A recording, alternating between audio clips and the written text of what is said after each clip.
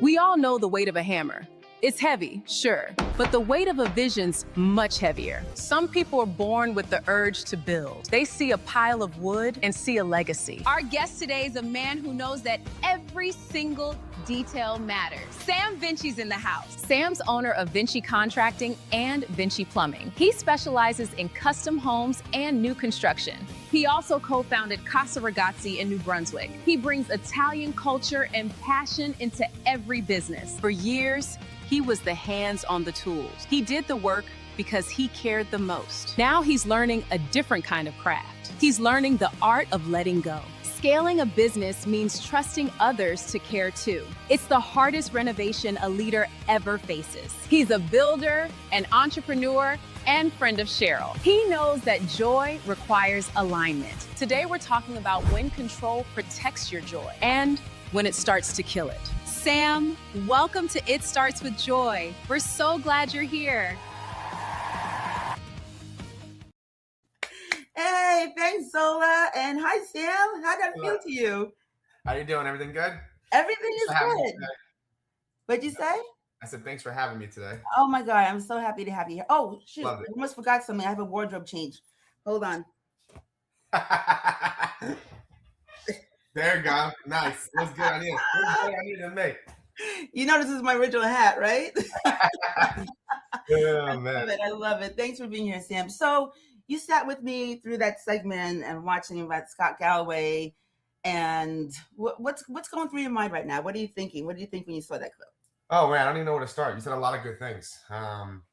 Actually, that whole Scott Galloway segment was pretty awesome. I mean, it reminded me of I don't remember who said it originally, but there was somebody that said, like, I'd rather have 10% of something than 100% of nothing, right? Right. And that's kind of like what he's talking about, putting your trust in others, and and I'm definitely a big proponent of that in terms of treating your employees great and a great culture, and because at the end of the day, they're a reflection of you, right? So in communication, you talked about communication. It's like one of my most important things I always talk about with my employees and just in life in general. The communication is important in all areas of life, with your relationships, with your husband, your wife, your kids, your friends. I always tell people, like, it's better to, this is just an example, like, let's just say there's a problem that happens at the job site or whatever. It's better to let the customer know right away what the problem is instead of them finding out, and then because then they're going to think that you're trying to hide the problem, right? So can't be bad at something or somebody if they tell you what's going on and you're correcting it, right?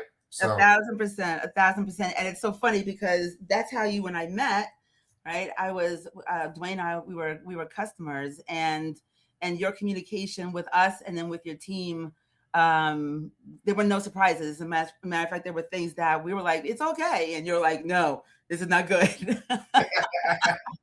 No, we're tearing the whole wall down. We're starting again. We're like, no, Sam, you don't have to do that. Yeah. So it is really important. So we're talking here about, I'm using this word control freak, and some people own it. Some people don't. I think I'm personally in a little bit of denial. Would you consider yourself a control freak? Yes, definitely. Yeah, 100%. 100%. But Why? I guess in owning multiple business, I'm learning to kind of like I guess delegate as well as step back, right? Mm-hmm. Same thing with what he was talking about. Like, it's impossible to scale or do multiple things if you're not letting go and letting your team members and people around you take care of things, kind of like we were talking about with the dog and with Bella and your husband, right? Yeah. Having the right people in place is what's going to help you scale more. When you have the wrong people in place, that's when things can get a little tricky, right?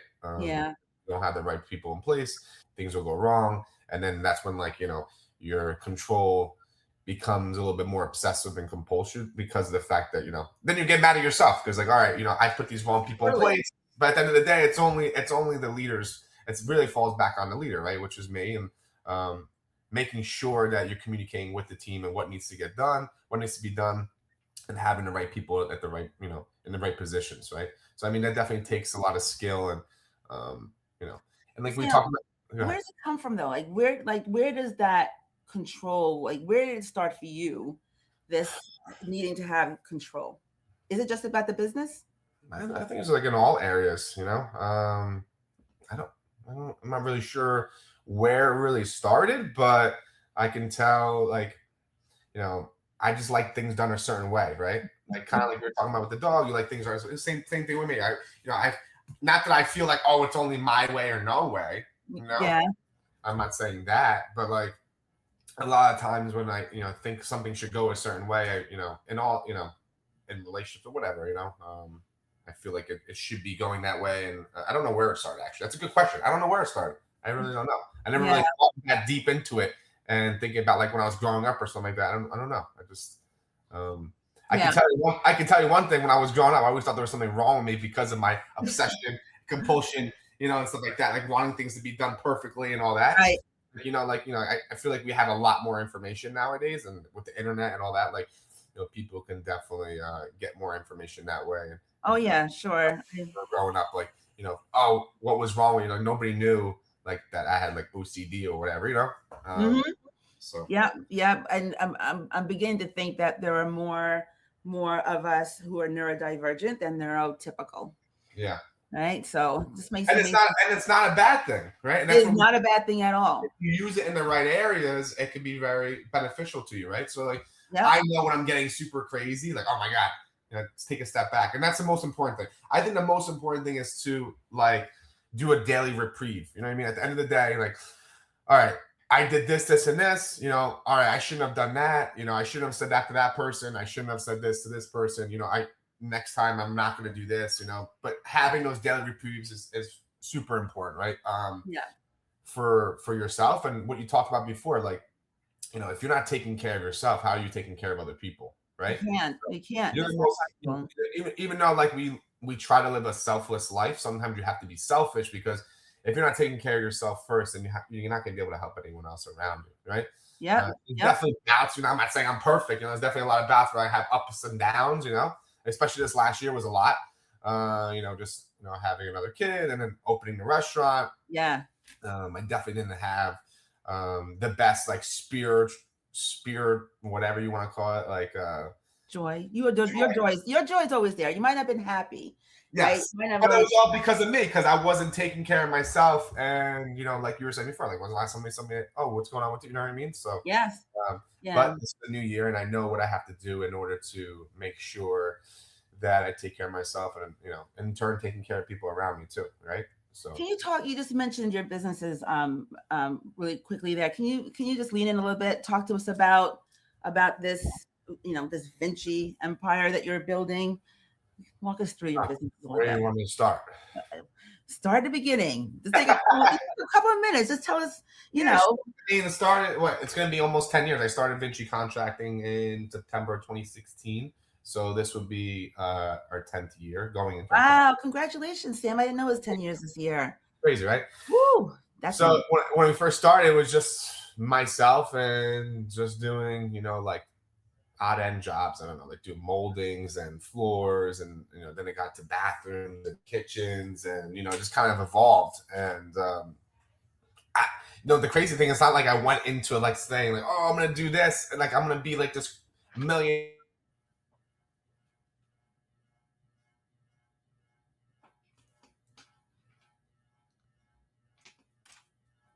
I just happened hiring an employee, and then like then the office work became too much, because I was doing the office work and estimates and actually doing the physical work. And like in the beginning, for most entrepreneurs, they can definitely relate to this. And right. You're working like crazy. You're working. I remember we got this really big job, and I was working I'd work till 5, drop the guys off, come back, and then I'd work till midnight, and then start over the next day.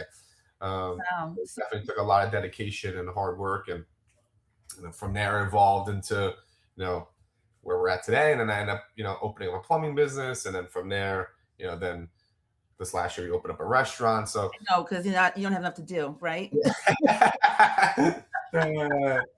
This year I'm not gonna do nothing. I'm just gonna focus on what we have, and that's that, Okay. But then I also saw a clip of you on Instagram yesterday. You and George from Knockout Cares, doing some work in Newark. So you were also Yes.